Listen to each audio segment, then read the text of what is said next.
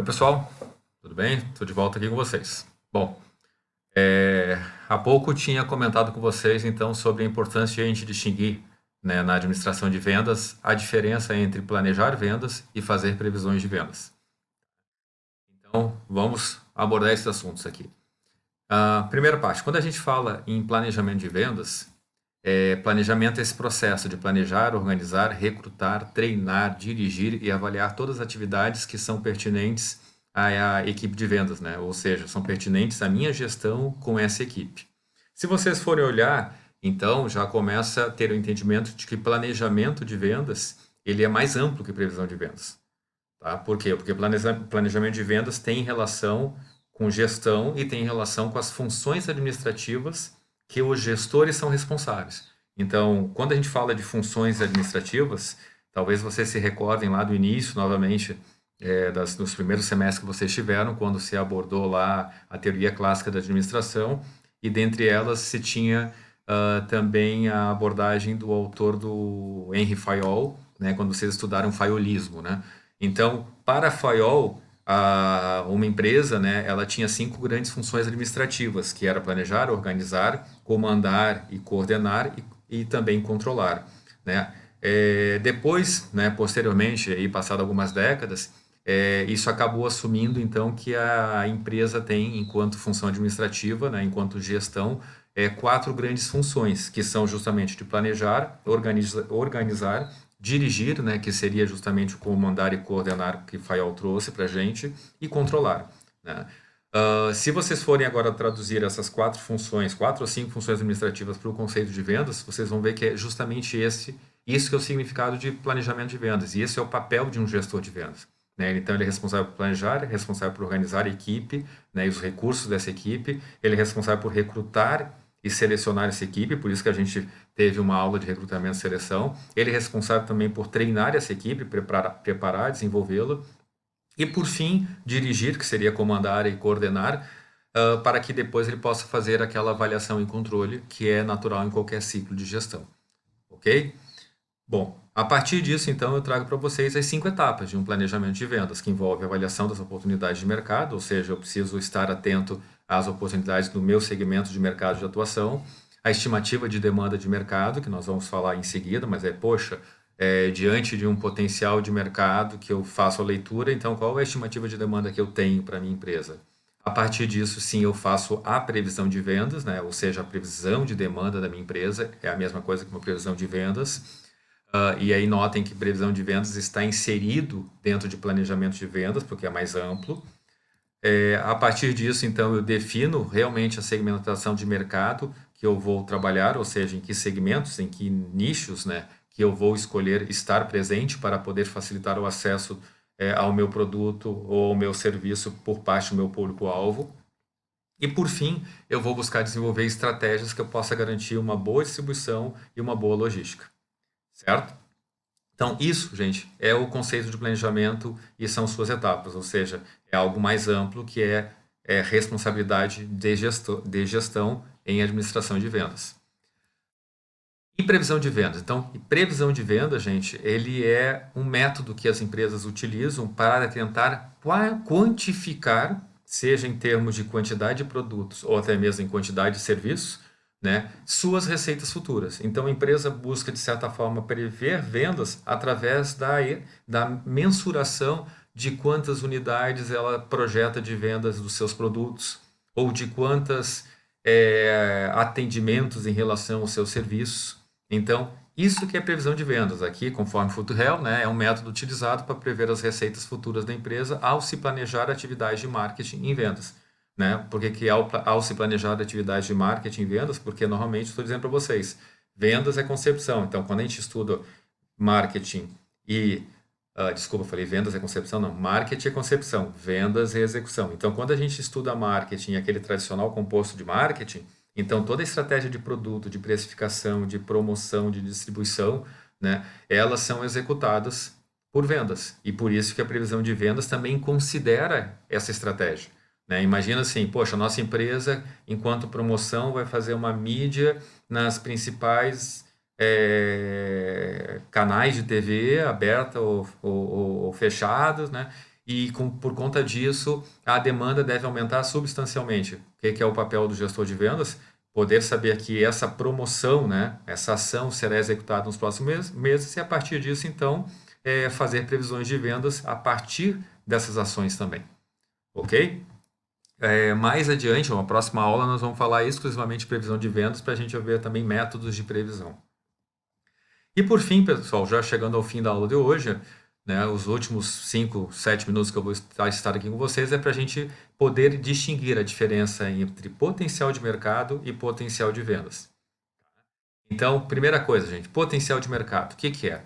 É o melhor nível possível de vendas do setor em uma determinada área geográfica para um determinado período específico. Então, notem que eu estou trazendo aqui para vocês 3 dimensões. A dimensão do segmento de mercado, que seria o setor, da área geográfica desse mercado e de um período específico. Bom, vamos lá. E o que é potencial de vendas? É a mesma coisa, só que não em níveis de setor, ou seja, é o melhor nível possível de vendas da empresa em uma determinada área geográfica para um determinado período específico, tá? Então é como se a gente tivesse, é como para período determinado. Ficou faltando ali um ponto ali.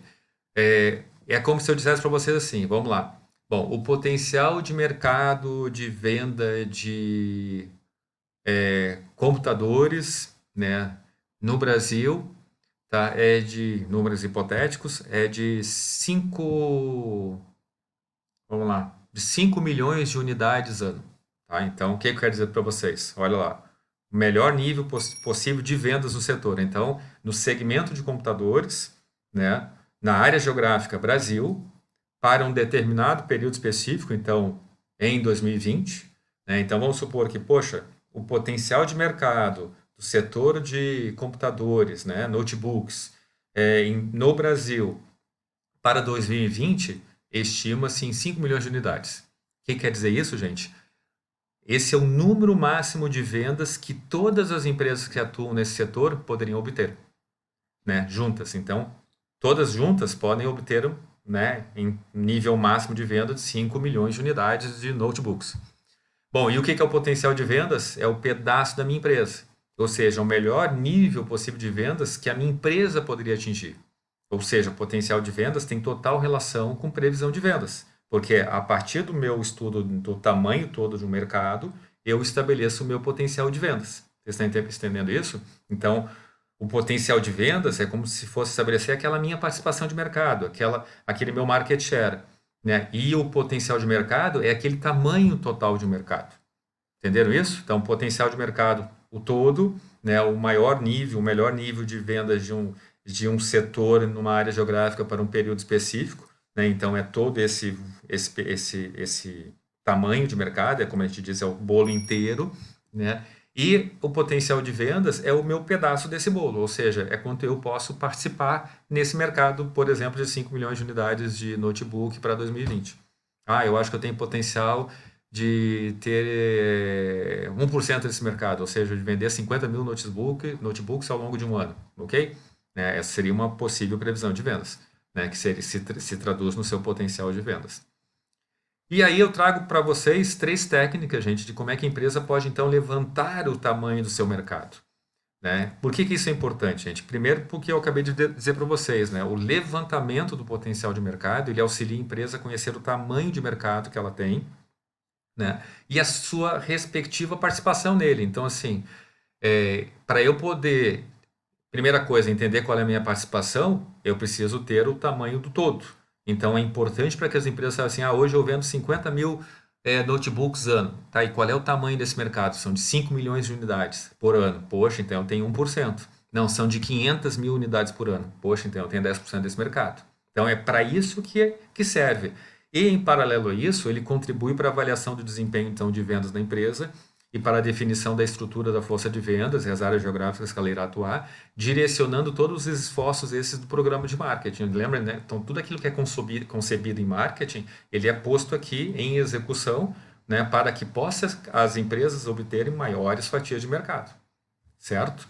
E aí eu trouxe para vocês aqui 3 técnicas. A primeira dela é cálculo do fator do mercado, a segunda é pesquisa das intenções do comprador e a terceira são mercados de teste. São técnicas Existem várias outras, mas eu busquei trazer 3 técnicas assim básicas, onde as empresas podem buscar estimar qual é o seu tamanho de mercado que elas atuam.